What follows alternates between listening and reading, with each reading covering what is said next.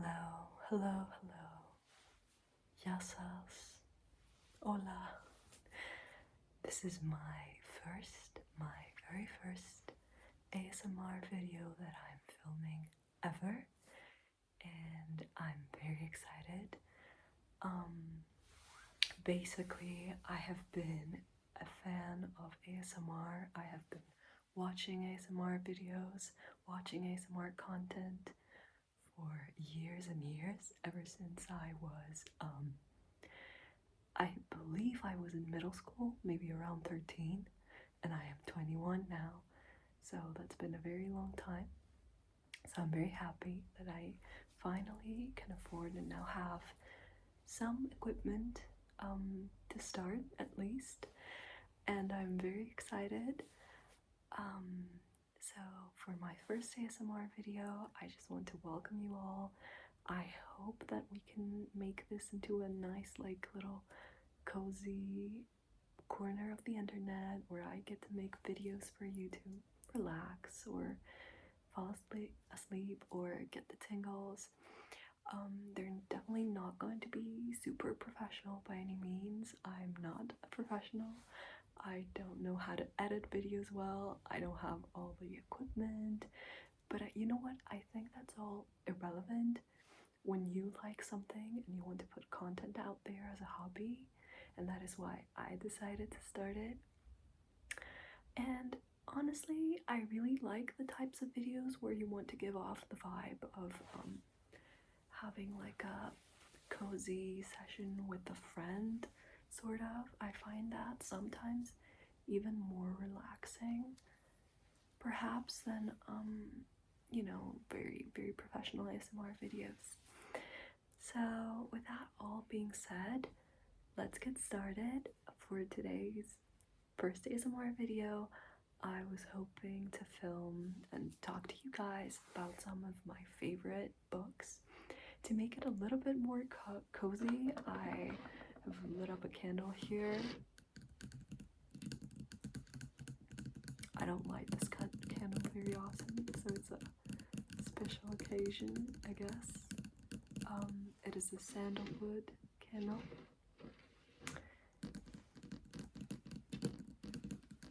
And I just want to start off by saying that the books I will be talking about today, they are all English books, of course. I feel like that is important to clarify because I am Greek and I also read a lot of Greek books.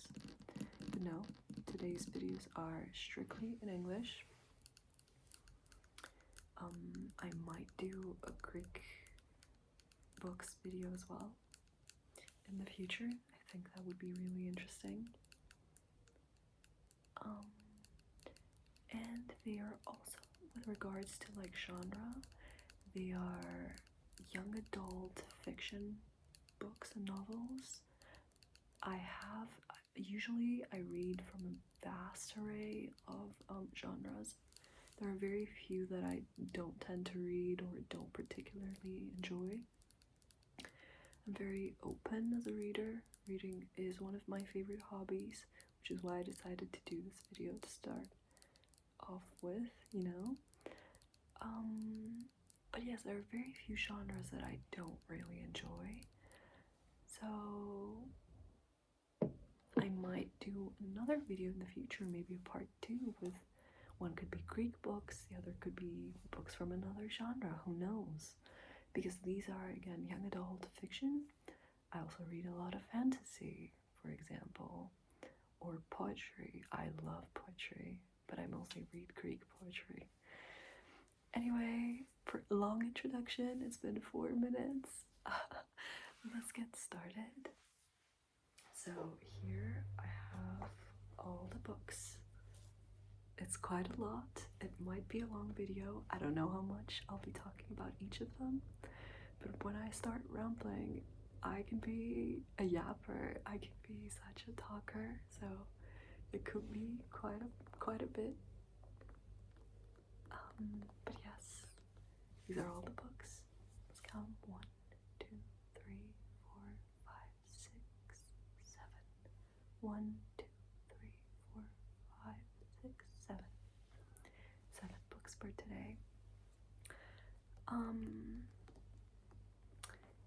Okay, which one should we start off with? I think I might go from the bottom to the top. So, we're starting off with a very mainstream, very popular one, but I really did enjoy it, and that's why I wanted to include it to this list. It's a book that most of you guys, or a lot of you, probably have heard of, and it is Normal People by Rooney.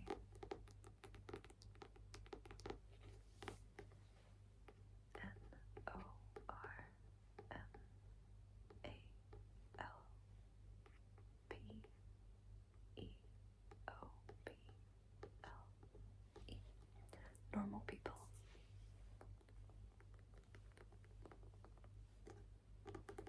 Of course, I believe this is the most popular of her books. It is the only one of her books that I have read. It has also been turned into a series that I have not watched, but both of the actors, like the protagonists, oh my god, chef's kiss. Like, they're so good looking. I know the guy is Paul Mescal. I don't remember the girl's name right now. The one who's doing Marianne. It's really on the tip of my tongue, but I can't recall.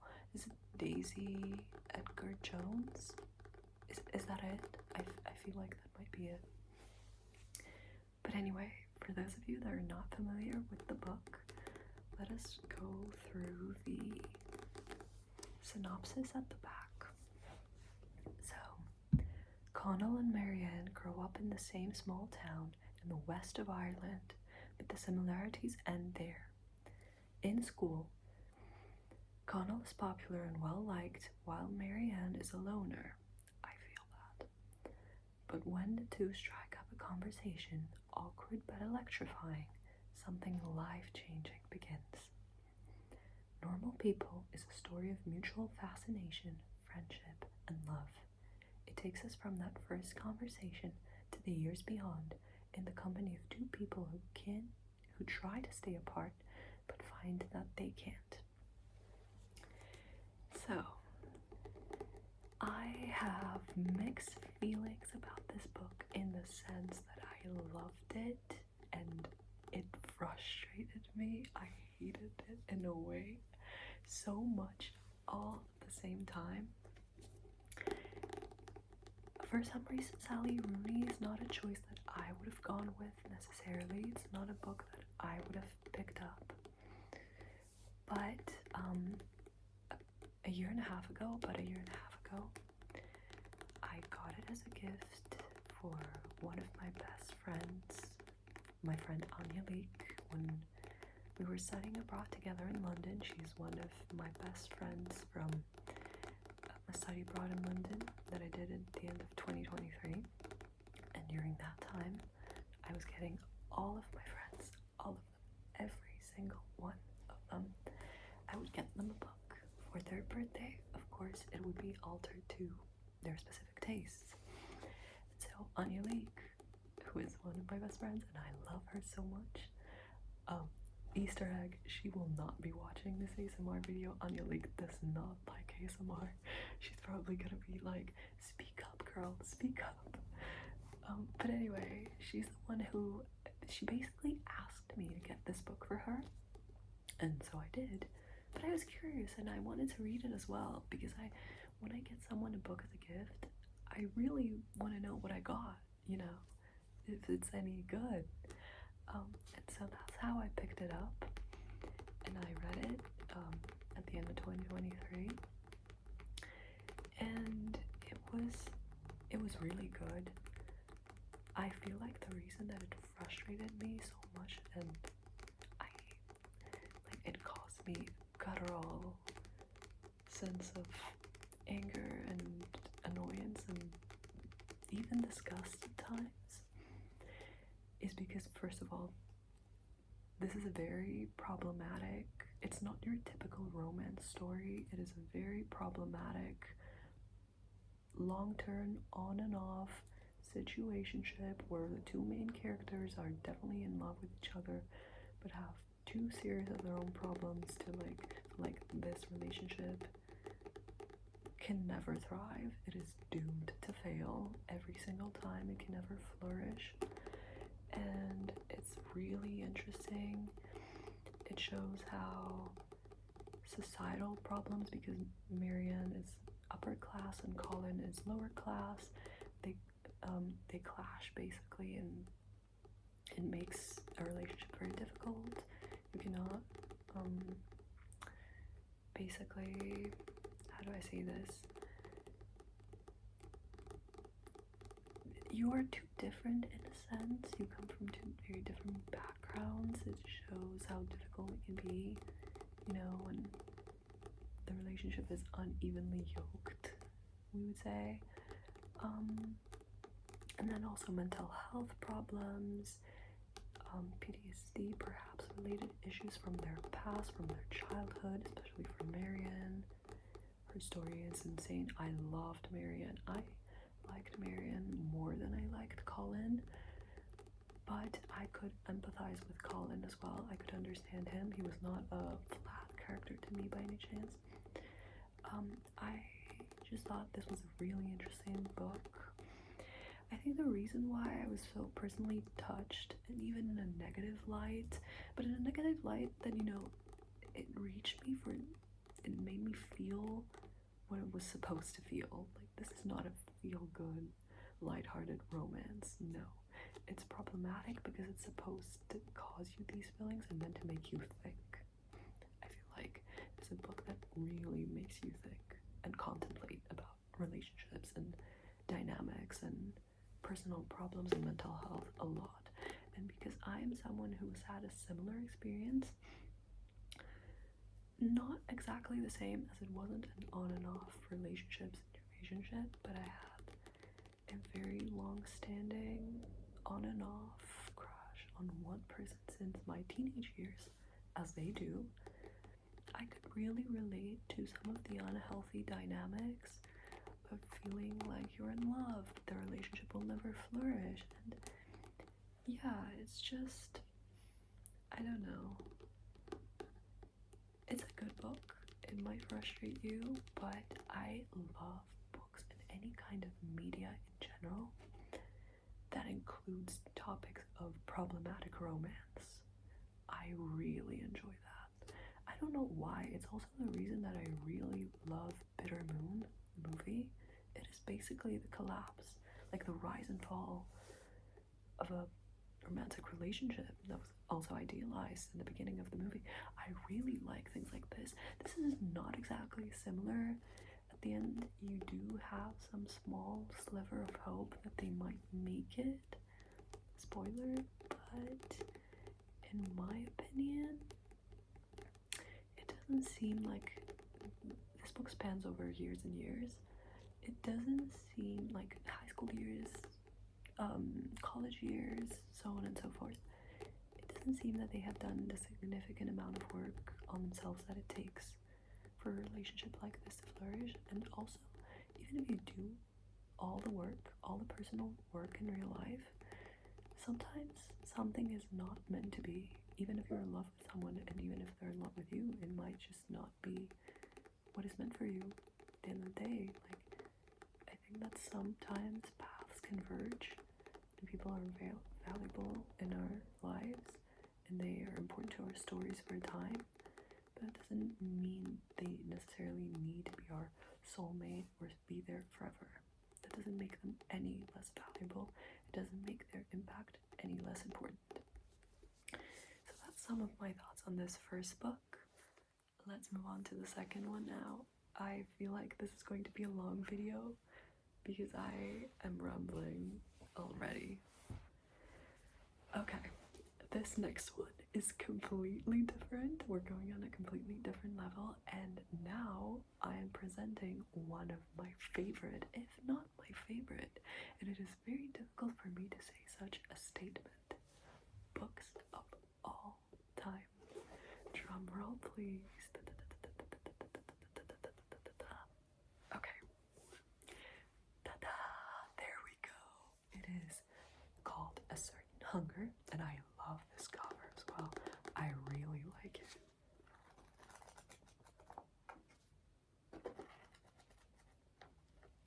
So it is called A Certain Hunger.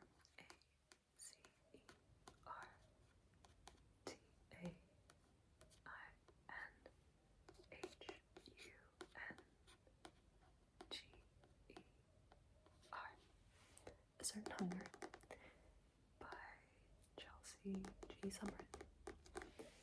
So let's just read the synopsis at the back and then I will explain, because I feel like for this one I need to do some explaining of why I just love it so much, because me loving it so much might actually be considered a little problematic, but I don't care. I love this book. I'm serious. Okay.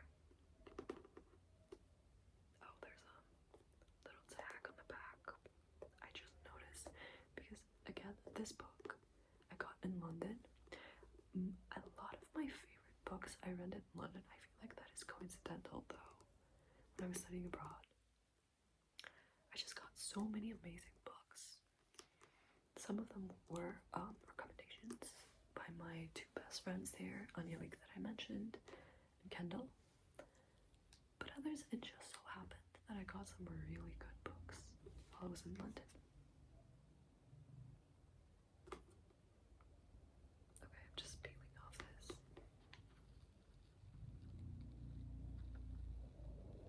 So we can read it.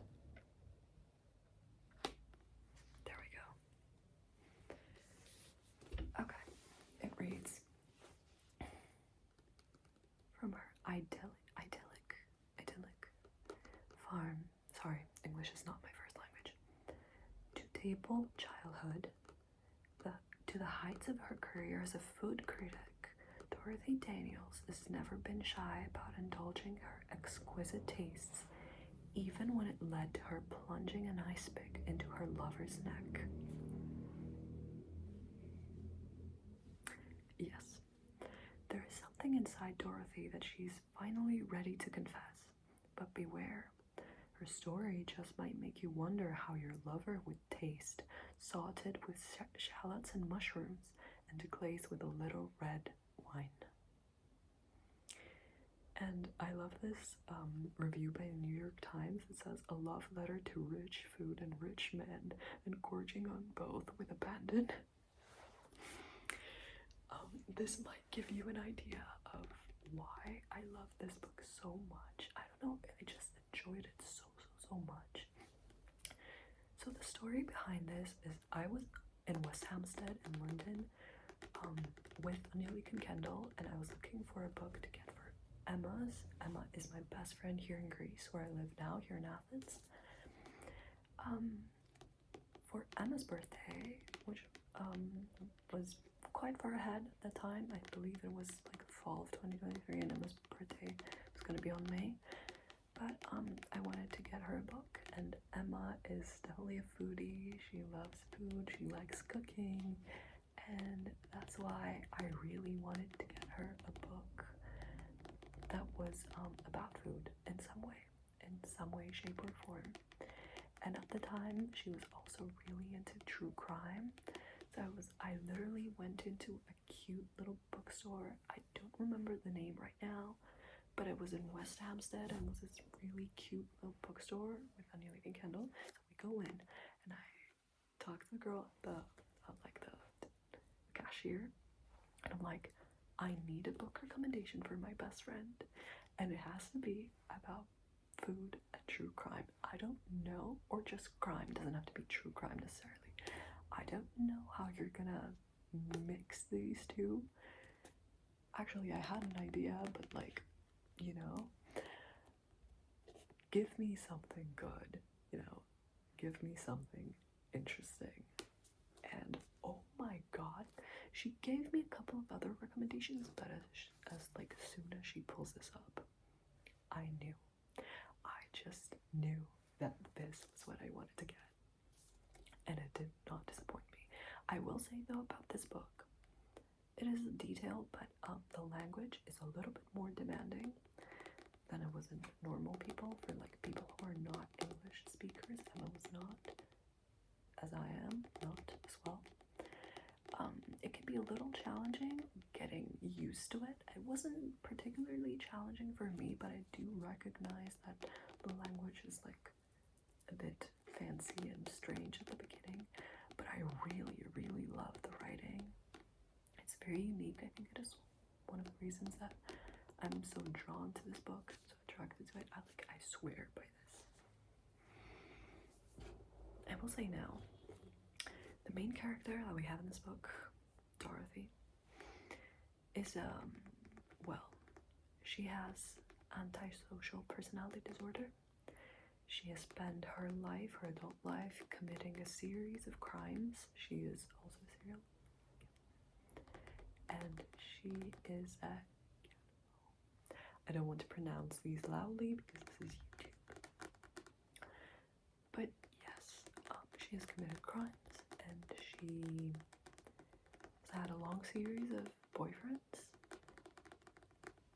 and has consumed each and every one of them. And this is her story. She's in her 50s at the beginning of this book, having been, well, caught, let's say, for her latest crime. And she is now telling her story. Supposedly, it has a little bit of an interview form that supposedly psychology students flood in and ask her about the scandal story, about this textbook example of antisocial personality disorder.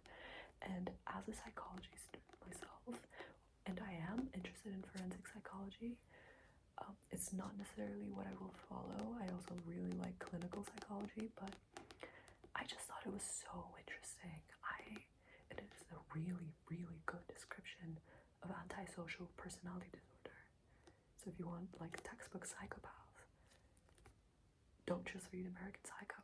Like, go for a girly as well, you know? And she's also a food critic, so like a lot of interesting food content apart from the more graphic recipes, let's say.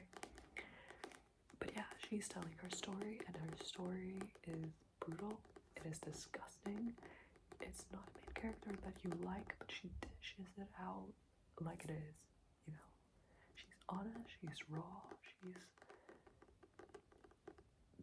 very unique, and I could feel for her even though I really didn't, you know, appreciate her or like her.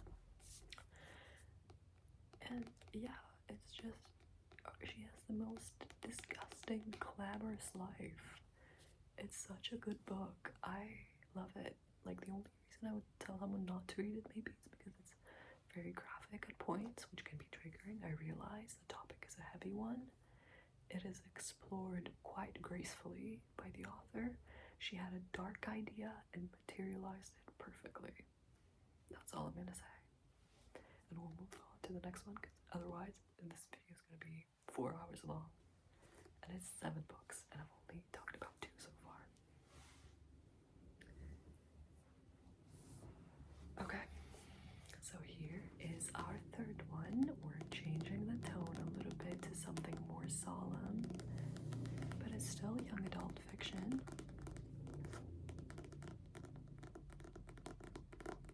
Oh, and I forgot to mention, Normal People takes place in Ireland, and just going back a little bit, this book takes place in multiple different countries. There's a long section of it that takes place in Italy, but our main character is American, and I believe, because I read that a while ago, she moves around in the US, but I believe her base was New York. A lot of psychopaths in New York. If you watch the series You know what I mean. So let's move on to the third book.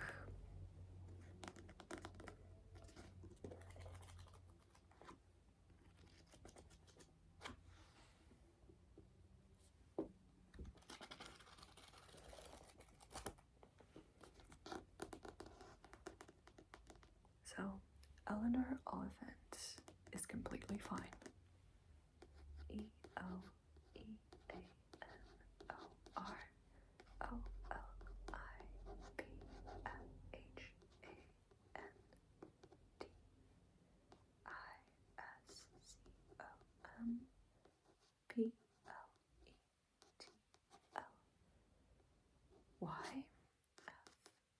Oliphant.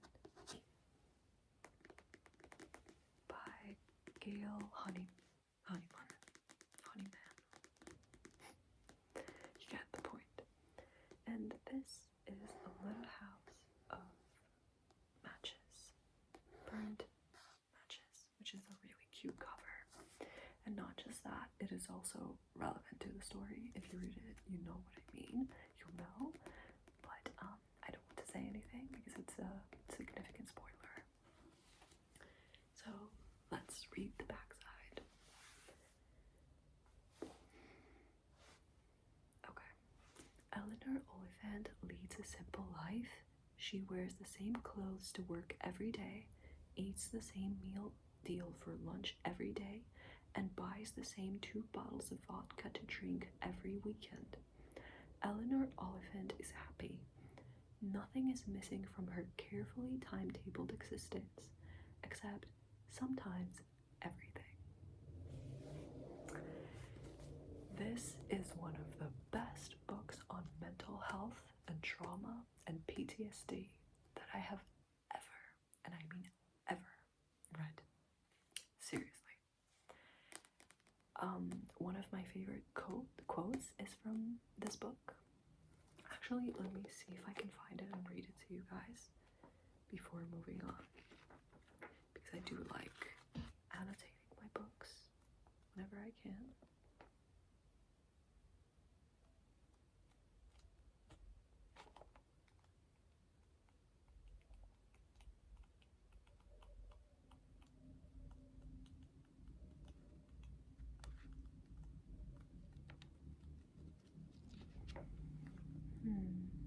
Can't really seem to find it right now.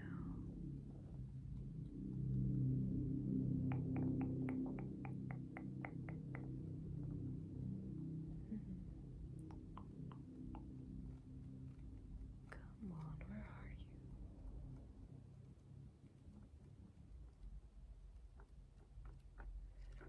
Won't help. But if I do, I might put it into a comment or something, because I love that quote and it really resonates with me. If I do more videos and open up about myself and my life, I might explain why that is. But yes, this is one of the best books on mental health and trauma. I also read this in London, late 2023, and I originally got this gift as a gift for my friend Artemis, my second closest friend here in Greece, that is. Yeah, and I thought this would really be touching for her. What I really loved about this book is I felt at first that it was like the main character, Eleanor, she was a perfect depiction of autism to me, like a person on the spectrum. But then as the book progresses, you do realize that she most likely actually is not autistic. She is displaying certain symptoms and signs of autism due to very, very, very heavy trauma. This book can be heavy at times. Overall, it is melancholic, but it is sweet towards the end. It has a point where it can be very triggering. I will say that I was not expecting, and I was shocked. It was a bit saddening to read. So watch out for that. But apart from that, it was great seeing her going about her life, how she tried to cope with everything, her approach to human relationships, or just the way she thought it was all very relevant and very important. And I really, really liked reading about that. This book takes place in Glasgow, Scotland. I love Scotland. I've been to Edinburgh. But yeah, I just there's also, I will say, a huge plot twist at the end of this book that it is one of the best plot twists that I have ever read. I was not expecting. I knew something was up, but I wouldn't imagine that, you know. If you have watched You, the series, similar to the plot twist that you would see in season 4, a mental health based plot twist. But that is all I'm gonna say. No more spoilers. Read it if you're interested in mental health and trauma and PTSD. But it's intense. It's quite an intense book, and it has a melancholic vibe to it. Not this one at all, even though it discusses crimes, you know. And this one has certain crimes in it as well. This one is very glamorous. This one is more melancholic or sad, I would say, in tone. Okay, moving on. I don't know if I'm gonna be able to do all the books that I want to do for today. Maybe I'll do part 2 of this.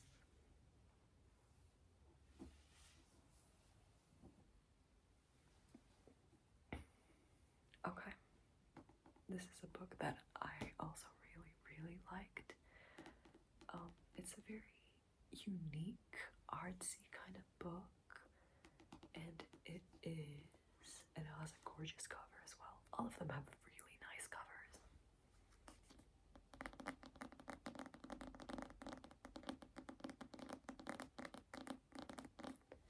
Cleopatra and Frankenstein, which I thought was such a unique and creative title. Such a creative title, because the main characters are Cleo. This is Cleo, our gorgeous Cleo.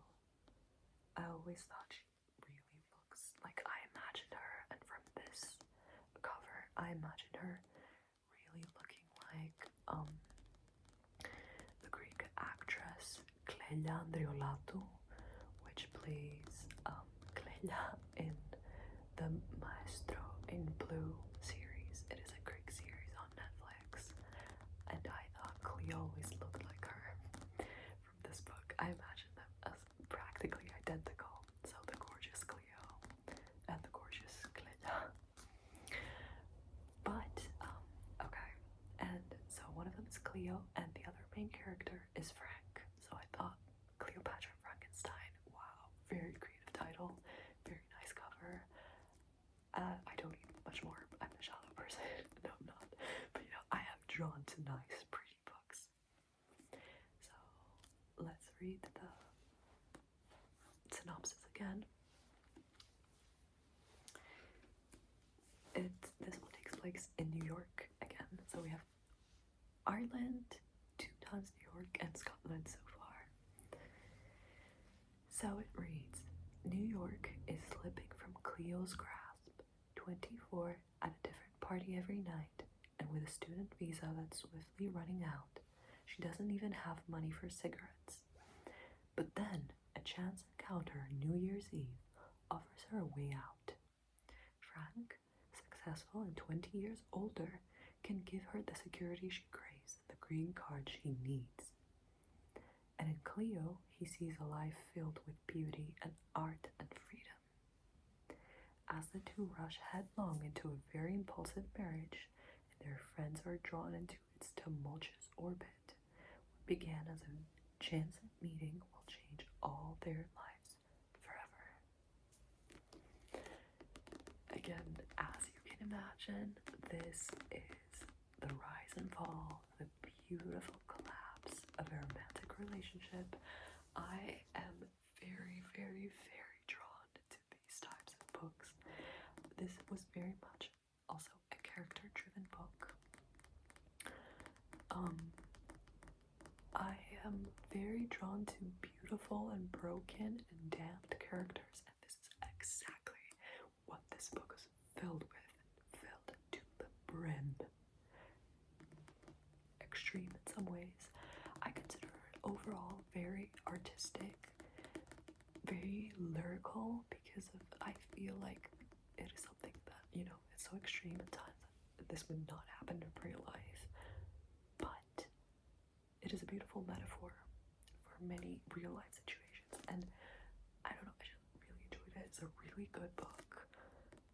A character that I believe is very, very interesting from this book was Eleanor.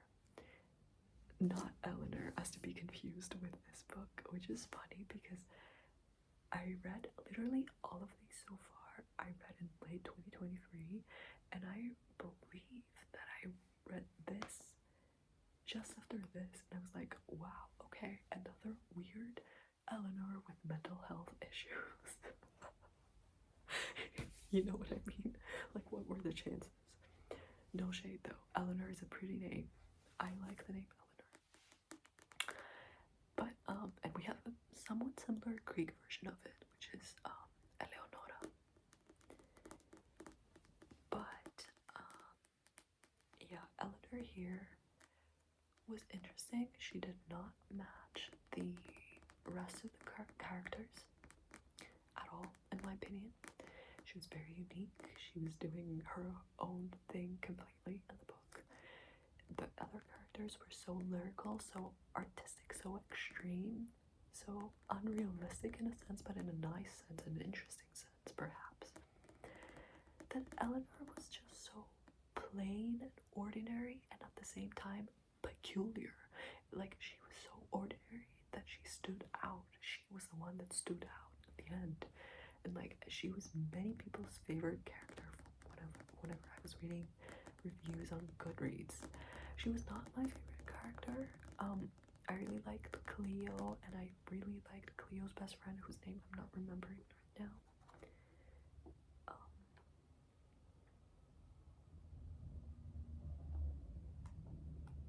Let me see. Oh, Quentin. It's Quentin. I really like Quentin as well. Yeah, interesting book.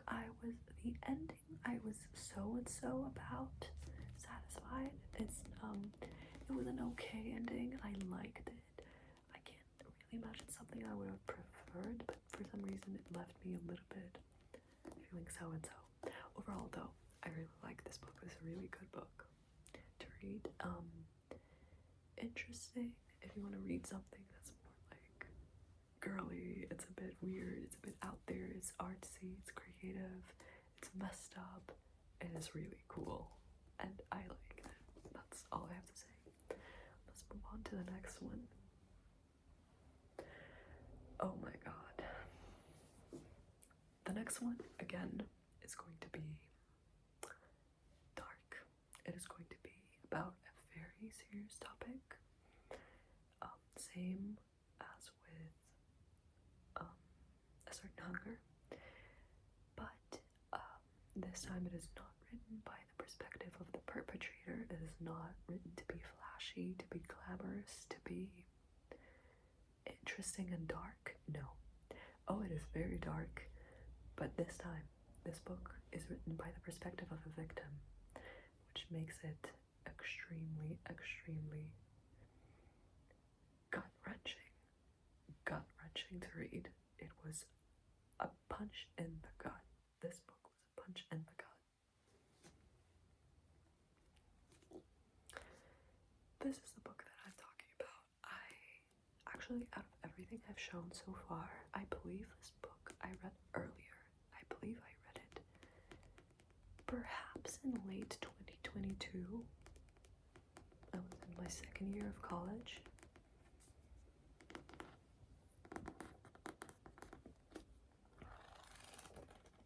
And this book is called My Dark Vanessa.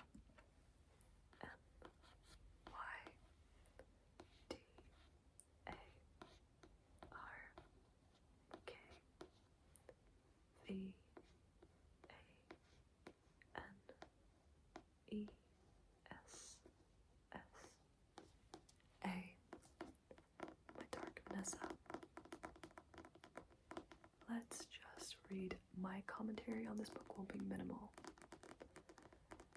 It left me like this, like speechless, like I cannot even begin to describe. So let's just read the Vanessa Y, I believe her name is pronounced Vanessa Y, was 15 years old when she had first had sex with her English teacher.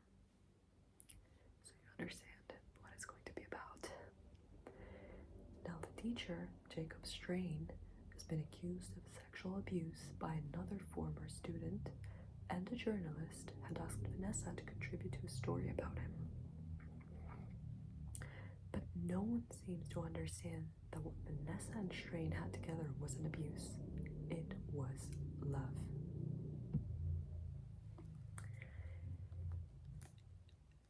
Extremely gut-wrenching, extremely disturbing. We are reading about the very concerning, to say the least, relationship between a 15-year-old girl and her much older professor.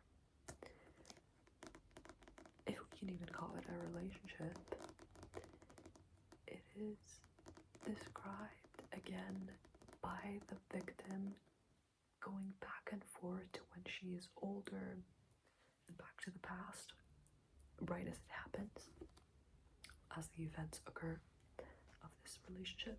That's the timeline. It goes back and forth, and it's an interesting timeline because when it skips forward to the future or present, when she's older anyway, you get to see the tremendous impact this has had on her life, how much it damaged her. She claims it was love and not abuse, but you definitely see psychological signs, long-term psychological signs and symptoms of extreme abuse, basically. And yes, this is a book about basically, I can say that loudly as well. It is addictively disturbing. It is a book you will not be able to put down, but at the same time it is a book that made me, like, the only book, and I have read quite a lot of books in my life. It is one of the very few books that made me physically sick. Like, it made me want to throw up. But I still think it is a masterpiece because it evoked such intense emotions in me. And that's the same as with normal people. It's not about what emotions it evokes. If the goal was to evoke certain types of negative emotions, and it does, then it is a successful book, because there's a reason why you're feeling these things and you're having these thoughts afterwards. Like, it made me physically sick when I was reading it. It made me want to throw up because it was so disgusting at times. Like, this is a story of abusive and sexual 15-year-old girl, like, by her professor, and we see grooming, extreme grooming, we see manipulation, we see different types of SA, we see a lot. We see the after effects, both short-term and very, very, very long-term mental effects. We see what happens with regards to accountability.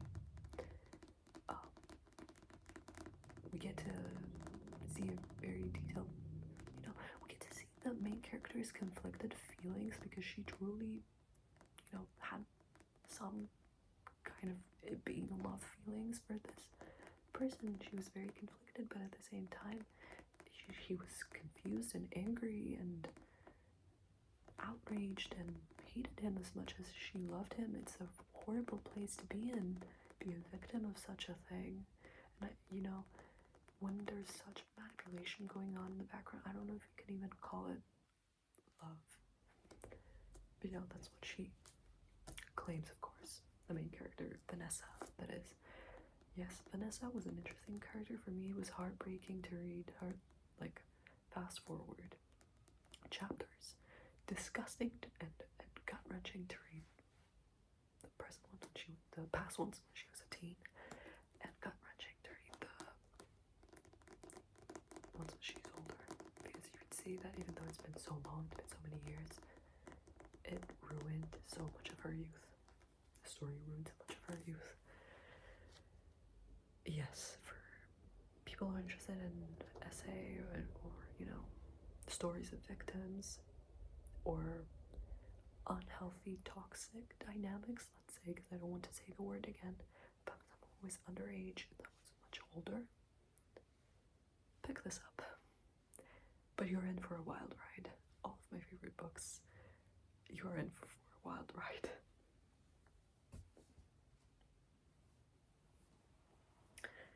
Okay, we are moving on to the only book in this selection of books that could be considered horror in a sense, or psychological thriller, I guess. And it is called Bunny. I also really like this cover. It is quite a popular book as well. Like, I've seen it advertised quite a lot, especially last year. So B-U-N-N-Y,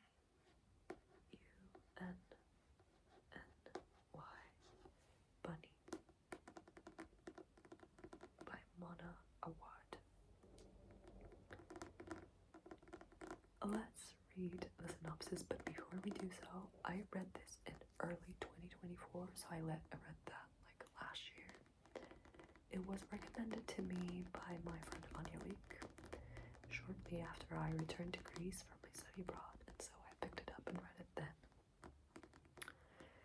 And it's not my go-to, like horror is not my go-to, but this one had other elements that I was really interested in, and I did enjoy it. It's quite different from what I usually read, but I did enjoy it enough to be included in my favorites list, so, you know. So let's read the synopsis now. We call them bunnies because that is what they call each other. Seriously, Bunny. Samantha Heather Muckey is an outsider in her small, highly selective MFA program at Warren University. In fact, she is utterly repelled by the rest of her fiction writing cohort, a clique of unbearably twee rich girls who call each other Bunny. But then the bunnies issue her with an invitation, and Samantha finds herself inexplicably drawn to their front door, across the threshold, and down their rabbit hole. Blending sharp satire with fairy tale horror, Bunny is a spellbinding trip of a novel from one of fiction's most original voices. The concept is very much fairy tale horror, and it is quite original. One of the reasons that I was very drawn to this is because another dynamic that I love reading about, apart from romantic relationships that fall apart, and usually I'm more interested in straight romantic relationships that fall apart, but I wouldn't say no to a queer romance that falls apart, but it's just like I'd rather read lighthearted queer stories, but that's a story for another time. But yes, it's quite original, but another dynamic that I'm also really interested in is female friendships and female friend groups. If it includes bullying of some sort, like Margaret Atwood's she's a Cat's Eye, like her green book Cat's Eye, I'm in. I also love that book. Maybe in another video where I mention different genres, I'll put that in. But yes, so a female friend group, they are eccentric, they are cute and girly and fairy tale-ish and horror-ish, and it's a crazy, crazy, crazy book. It's a book that is genuinely creepy. It's creepy because, you know, it turns things that are supposed to be nice and cute and pink and girly, and I'm all about that. I'm all about that. I love that. Like, if you see my style, my outfit, my room, everything, and it turns it into horror, you know. So I was creeped out, but I enjoyed it, and it has a lot of amazing metaphors as well. And they are writers, and I love writing, so I could relate to the main character in a lot of ways, Samantha. In some of the ways I found her a little bit annoying. She's one of the, it is quite common with me to find a main character annoying. And this is the only case that I have a book in my favorites where I could both relate to the main character and find her annoying at the same time at some points. But yes, overall, good book, interesting book. Alright, and with that being said, because we're almost reaching an hour, let me introduce my last book of this list. It is the smallest one because oh, also before I introduce it, actually, so this one's in New York, right? I believe, no, it is at Warren University. Someone from the US, educate me where that is because that completely slips my mind. I might remember to check it after this video. And my Dark Vanessa, I don't actually remember where it takes place. It does take place in the US, of course, but I don't remember specifically where in the US because it takes place in both places. I believe it was in a less populated state, somewhere that is more remote, from what I remember. But yeah, I'll have to look this up and refresh my memory because I do like remembering where and when the story takes place. Oh, I didn't talk chronologically about the books, but yeah, most of them are fairly recent. None of them is like a vintage kind of book. They all take place in like modern present time. Okay, let's move on to the last one, which was very, very interesting. It is short but sweet, let's say.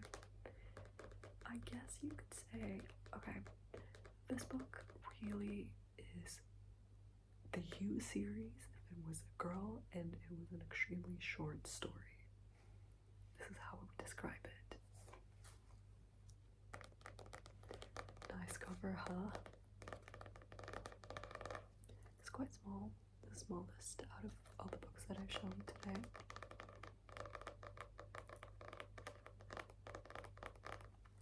So this book is called I'm a Fan. I''M A I, big I here, big I. A Fan, F-A-N, by Sheena Patel. Let's read the last synopsis of this video. So it reads: the unnamed narrator of I'm a Fan, which I believe it was unnamed on purpose, but I always imagined it as like a young girl who's like maybe Southeastern Asian or Indian, just because of the author. I was influenced because I feel like she was describing herself at many points. But it's an unknown narrator, unnamed, of I'm a Fan, is in a seemingly unequal relationship with the man I want to be with. She is also addicted to cyber stalking the other man's lover, an online influencer she refers to, the woman I am obsessed with. Written with a clear and unforgiving eye, this exhilarating debut explores obsessive love, race.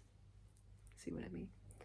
Because she talks about like white women, that's why I imagined her as a person of color, privilege and power dynamics, and heralds Sheena Patel as one of the most exciting and original voices writing fiction today. Short and sweet, obsessive love, stalking, like being obsessed. I'm really into this stuff. Like, that's why I love the series You, and I'm waiting for the like final season. But if you guys are into this series and you want like a short book that has similar vibes, pick this up. It also takes place in London, and we love London. London is my second home. But yeah, and I did read that in London. I think I completed it when okay, so I was taking a train from London when I was there for my study abroad again, blah, blah, blah, blah. I took a train from London to Rotterdam to go visit my friend Sage, who lives and studies in Rotterdam. He's an old friend of mine, a friend all the way back from middle school, basically. So yeah, an old school friend of mine, close friend. Love him. They're the best. And yeah, so I was visiting him, and I believe I completed this on the train ride. Like it's just that easy to read, and the language is super, super simple, but it is captivating, and you really feel bad for the main character, and she really frustrates you, and you feel for her, and you don't like her at times, so you have conflicting emotions. Okay. And with all that being said, I have now completed all of my favorite books that I wanted to be showing you for today. So I really, really hope that you enjoyed this. Maybe you got a new recommendation, who knows. If anyone watches this and you like it, let me know in the comment section what you thought. I'm really hoping to film some more ASMR videos in the future. And thank you for watching today. And I wish you to relax and have a great good night's sleep. And for now, I kiss you bye-bye, my friends. Bye-bye and good night.